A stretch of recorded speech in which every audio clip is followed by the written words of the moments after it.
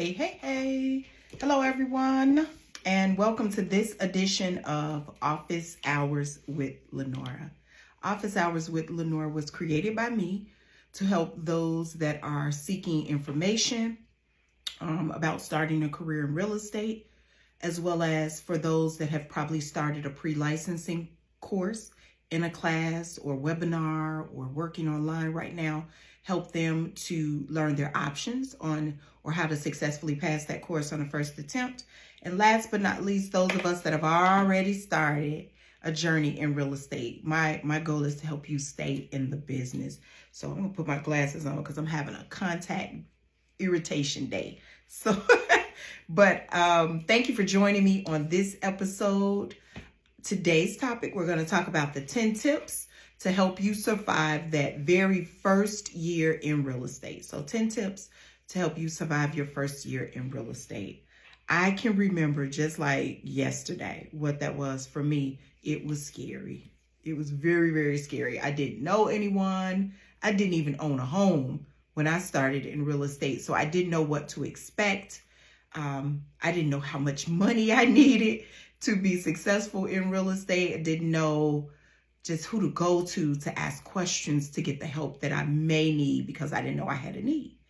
But my goal is to help you with just some general tips. And the first tip is don't quit your job. Like, don't do it. And the reason why I say that is because this journey that you're beginning, it's like giving birth to a baby. So now this is your real estate baby. You're going to need to buy things for your baby. You'll need to have access to things for your baby. So having income from another source until you start making money in this source with this new baby. So you don't want to quit the job that's paying you right now. I know there are a few people, more than a few, I should say. When I talk to them, they tell me out the gate, I just need a career change. I need to quit my job. As soon as I get my license, I'm leaving. Well, I personally am on the Keep the Lights On committee at my house. What that means is I pay all of the bills. So I can't, I've saved well enough, but I still don't feel comfortable enough just to quit a job, to jump full head or dive head first into something else. So don't quit your day job. Don't quit your evening job. Don't quit a job at all. In fact, you might want to even get a side hustle, maybe Uber or Lyft or something of that nature, what might be safe enough for you to help complement and supplement your new real estate journey, okay? Number 2, which actually probably should have been number 1, choose your sponsoring broker and your mentor carefully. I'll say that again. Choose your sponsoring broker and your mentor carefully. The reason why I say that is because the sponsoring broker, aka the real estate office that you'll be partnering with to start your journey in real estate, if you don't choose them correctly, ultimately, it could push you out of the business. It could make you have a bad taste for real estate. Because you might not get the help or the support that you need. You might not, have enough exposure in the business. Maybe their name is unknown. And because their name is synonymous with your name, in fact, their name should come before your name. You want to make sure that they have the training and the education and those things in place to help you. It's an advantage. It's an opportunity. So if you're not asking the right questions, do you all have training? Who's going to be my phone a friend if I'm filling out my first contract on a Sunday, which is not a traditional work day, and it's 6 o'clock in the evening and I don't know what to do? Most people are off on the weekends. So you can't assume that just because you join a company, they're going to be readily available to all of your needs. The mentor is as important because in essence, what you have done in agreement with this person, you've said, I need your help. What if they haven't been in the business long enough to actually help you? What if your mentor is cutting corners in a way that could possibly get you in trouble? You have to consider all of that. Make sure that you are weighing the costs to be in the business, and the people that you affiliate yourself with are producing as well as are available to help meet your needs. Number 3, I want you to complete the 45-hour post-licensing course immediately after earning your license. The word immediately, I emphasize because this is a renewal cycle that we're in right now. I am talking to a lot of first-time renewals or people that have just earned a real estate license. And what I'm hearing from them is, oh, I should have started this like way back when. Yes, you should have. Because now that 45 hours is going to seem extremely long because we're in the 11th hour. It is due by April 30th. So if you're just now starting, you still have time to get it done, but that's putting pressure on yourself. Plus, we're going to pull from the pre-licensing course in your 45-hour course. So why not take it as close to being completed with your pre-licensing course while you still remember most of the stuff that was in that class, okay? So that's the reason why I want you to take that. Number 4, I want you to set goals, and I mean daily, weekly, monthly goals. I want you to learn how to create a routine. Routine is good. It is the thing that's going to propel you in real estate. If you don't have a routine like me, I called 100 people every day in the beginning of my real estate career. And there were different people. Some of them were follow-up calls. Some of them I emailed or left a message. But I got into a routine of prospecting because I didn't have a huge referral base. So people learned to expect my call, or they were waiting for me to call them back, or they even called me and said, hey, Lanora, I'm busy at this time. Can we follow up on this day at this time? And then they ultimately became a client of mine. But if you're not setting goals on how many phone calls you want to make in a day, a month, or a week, how many closings do you want to have done at the end of 12 months? How many hours are you going to spend training and building up your skill set for real estate? You're just floating around, just no aim, no purpose. It's just a waste of time, and you're hoping that something, a transaction, a client falls in your lap, and then you're going to know what to do. You better get out there and practice. You better make it so much of a routine that even with you being new, it's going to be second nature for you to do it. Okay? Number 5, build your unique brand. I mean, business cards, social media, the logos that you want to have set up. Build a brand, because my favorite color is orange. Let me just say that. So with orange being my favorite color, the likelihood of me having graphics and something that's going to stand out more so that you know, I might even drive up in an orange car. I probably won't, but I'm just saying. But if you see the color orange so many times and it's in relation to my name, my brand, you're going to start looking for me. Think of Starbucks. You think of the little person and the color green. Think of Walmart. Think of Target, the color red. Just think of those things. Even with your logo, have it be something that is eye-catching. Maybe there's a skyscraper background if you want to be more of a commercial person, or a row of brick bungalows if you want to call yourself the bungalow queen or something of that nature. You've got to be creative, and you want to make it a brand, and don't transition away from your brand. Stick to your brand, because if you're going to be known for something, you need to be known for consistency as well. Okay? Let's talk about number 6. I want you to build a network of ancillary providers. What ancillary is, it's usually a thing or a person that relates to what you're doing. So in the field of real estate, we're talking about attorneys. We're talking about home inspectors. We're talking about mortgage brokers, contractors. Build a team of these people so that when you are already popping in the business and you're busy and you're working, you can say to your clients or your future clients and customers. You can pass out business cards for them, or you can say, hey, give Joe the contractor a call. He'll be able to help you with the need of drywalling or replacing a doorbell or something. I'm just pulling stuff out the sky. But you always want to refer at least 2 people, because you don't want somebody, a client or someone you just recently closed a transaction and they might need work, or somebody that might need to get pre-approved for a mortgage. You don't want them to say, well, Lanora said to contact you. What if they can't get the mortgage?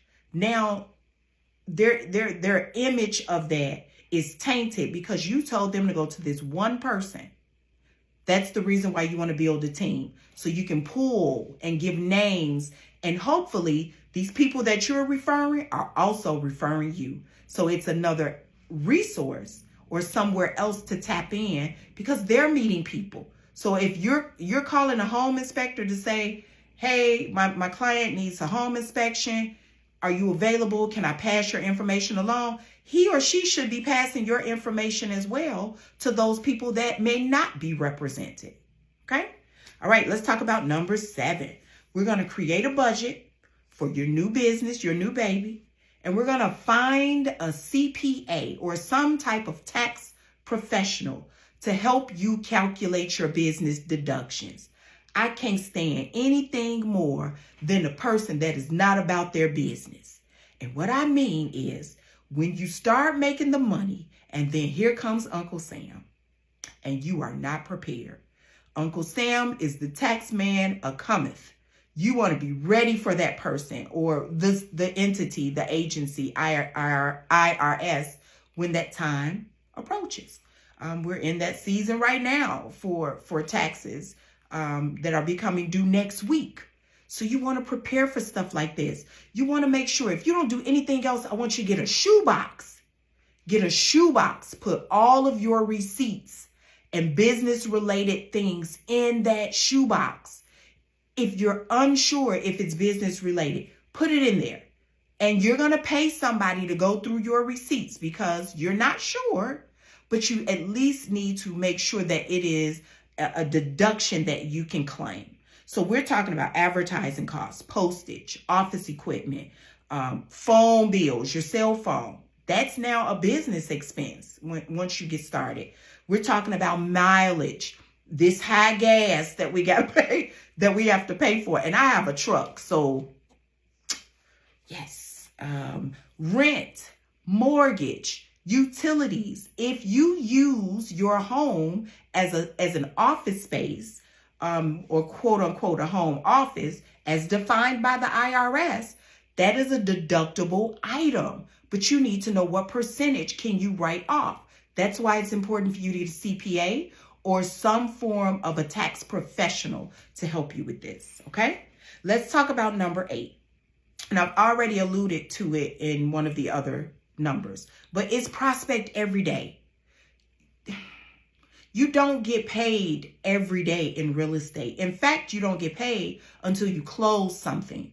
So if you prospect on day 1, you got a client, you worked with that client, you got them to whatever date that is to close that deal, and you didn't prospect in between that client and the closing date, you got to start all over brand new when that deal closed. And you've got to wait probably 30, 40, 60, I don't know how many days before you get another closing if you have a client.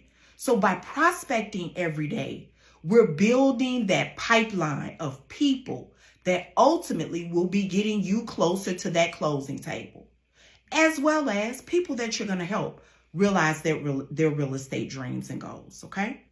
Number nine. I happen to feel this way. Now, I joke and play a lot. I'm serious a lot too. But I have the ability to think positive. You have to have that energy around you. What happens when things don't go your way? What happens when closings don't occur?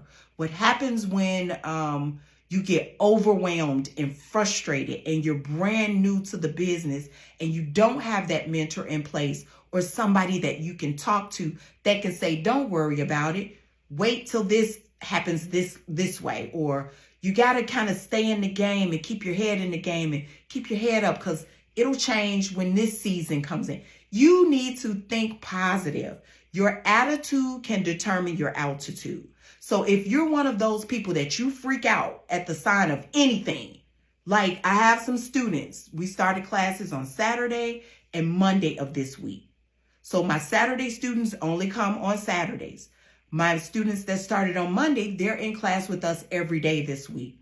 One lady literally walked out of the classroom because she said it was too much for her. Well, she's used to giving up. And I learned in a conversation with her, that's just her mode of operation. When something becomes hard, she flies, she escapes. Well, now we need to talk because you, as the real estate professional, ultimately, if she earns a license, you're the professional. What are you going to do if something goes wrong and your client is about to pass out, yet you're the one that decided to give up? You cannot be that person in this business. Your skin has to be so thick that you need to rub petroleum jelly on just to soften it up, okay? So when you're thinking positive, when you're manifesting things as though you would want to see them, there's going to be power in your words. So start with those affirmations in the morning to help kind of set your day for set your day. That's all. Last but not least, number 10. I love it. And I say it a lot. A closed mouth don't get fed. And what I mean by that is if you're in an office where you're not receiving the support that you need, if you can't find your managing broker, if right now in this virtual world that we live in, nobody else is in that office but the office staff or administrative staff, talk to them. They're going to be a resource for you. They know much more than you think they know, even though they don't close deals and transactions. If you are just going to complain your way through your first year in the business, you probably won't have a second year in the business. So by not opening your mouth and letting people know, i.e. those folks in your office, what you need, chances are you're going to miss out on some opportunities to grow and learn and be successful in this business. If you're feeling like you're being mistreated, we don't want that. But you've got to speak up for yourself. There may be situations where you're so new and so green at things that you make some little general mistakes. Maybe you didn't call or provide feedback after a showing. And that other realtor is a little tick that they requested feedback and you didn't give it to them. Don't get all in your feelings at that point. What you want to do is speak up by addressing that issue with that other realtor to say, I do apologize for not providing that feedback. This is my feedback for that showing. But going forward, can you just pack a little patience with new licensees that are in the business as well? It would help because this is how I felt you treated me. See, you might change the trajectory of that person's actions going forward in the future. So speak up, get fed, get full. Closed mouth don't get fed. So those are my 10 tips on how to survive your first year in real estate. Notice I didn't give you take this class or talk to this person. Or I didn't tell you any of that. I didn't tell you to go and become the president of the associations or anything. These are basic fundamental tips that I know work. So you getting started by just working on the basics will build more for the future. Okay? Thank you for joining me on this episode of Office Hours with Lanora. I'll put the dates of upcoming classes above. We'll be starting our broker classes and leasing agent classes again in the month of May. We are closing out the renewal cycle for brokers, which is April 30th of this year. It is a Saturday. I will warn you now, the school as well as the association will not be open on April 30th. So if you're one of those people that wait to the last minute, we will not even have a class on April 30th. Get it done now. now. Let's not wait, okay? But thank you all for joining me on this episode. I look forward to seeing you on the very next one. Ta-ta for now. Bye-bye.